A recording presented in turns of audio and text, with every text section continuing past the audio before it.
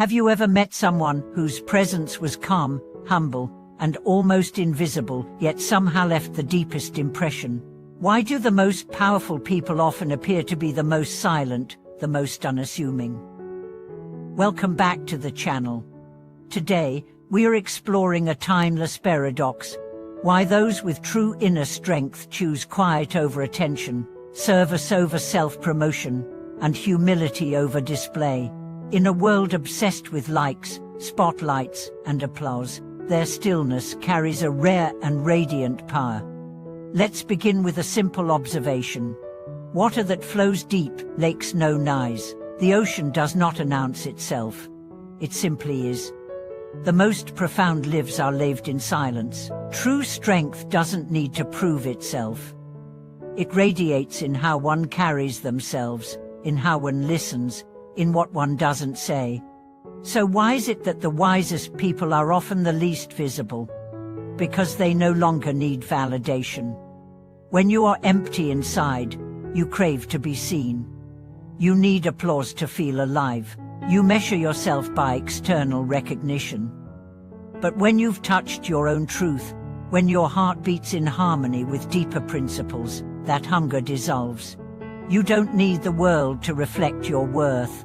You embody it. This is the mark of spiritual maturity. There is a story of a sage who was invited to a grand temple to speak. Hundreds had gathered, expecting profound teachings. When she arrived, he simply bowed, lit incense, and sat in silence for an hour. Then he left. The audience was stunned, but one young man wept. He said, "I've never felt such deep teaching in my life." That sage didn't need words. His presence was enough. Real wisdom is not performance, it's presence. Many people today chase visibility. They want their opinions heard, their achievements recognized, their names remembered. But the truly wise know that fame is a shadow, not a substance. It can grow and disappear with the light, but character that's eternal. Who you are in the dark, when no one is watching, that's the real legacy. Let me ask you this. When was the last time someone quietly helped you without announcing it? Perhaps a mentor who guided you without ever asking for credit, or a stranger who offered kindness without needing thanks. Those are the moments that stay, not because they were loud, but because they were real. The low-key person doesn't hide because they are shy. They move in silence because their compass points inward. They are not driven by attention. They are driven by alignment. And their silence isn't weakness, it's restraint.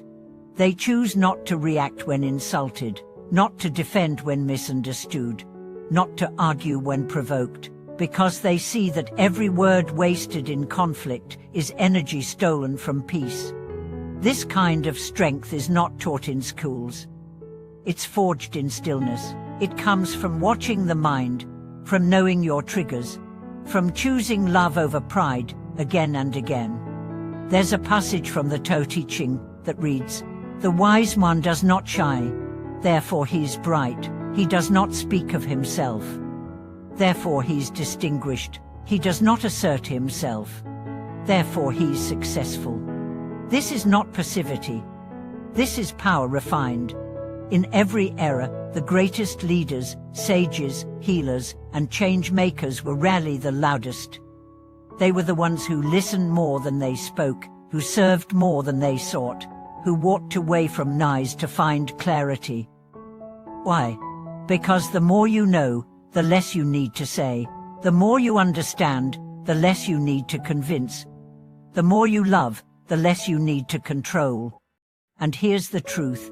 Humility is not thinking less of yourself. It's thinking of yourself less. It's making space for the world, for others, for wisdom to move through you. One man I met had spent 30 years working as a janitor at a spiritual retreat center. He never gave a single talk, never wrote a book, but every teacher who came through remembered him. Why?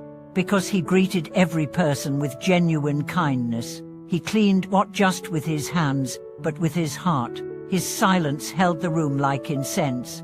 And when he died, the stories that emerged from students, were not of the gurus but of him. Greatness doesn't need titles, truth doesn't need promotion. And here's the beautiful part: you don't need to withdraw from the world to embody this. You can be a low-key warrior of peace right where you are. In your family, in your job, in your community. Choose not to gossip. Choose not to boast. Choose not to argue when silence is stronger. Choose to walk away from drama. Choose to help without posting it online. Choose to serve and not expect credit. This isn't about being invisible. It's about being invincible. Because your power comes from within, not from applause, not from validation, but from integrity. And when you live this way, you become unshakable. Not because you have no pain, but because you no longer need the world to confirm your worth. You become like the mountain, silent, strong, unmovable. You become like the tree, rooted, generous, grounded.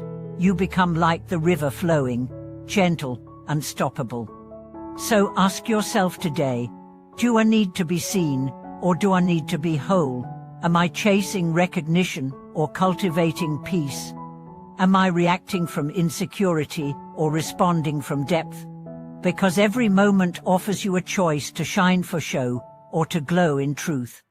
And know this: the quiet ones, the patient ones, the kind ones, they are not forgotten. Their legacy is written in the hearts they've touched, in the peace they've brought, in the lives they've lifted. In a world of noise, be the quiet that heals. In a world of egos, be the humility that anchors. In a world of masks, be the presence that reveals. Thank you for watching this video. If you've known someone whose quiet strength changed your life, tell us about them in the comments below. Share how humility and presence have shown up in your own journey. Subscribe to the channel for more reflections that nourish the soul. And if you found value in this message, like the video and let it reach others who need to hear it. The next article will begin now.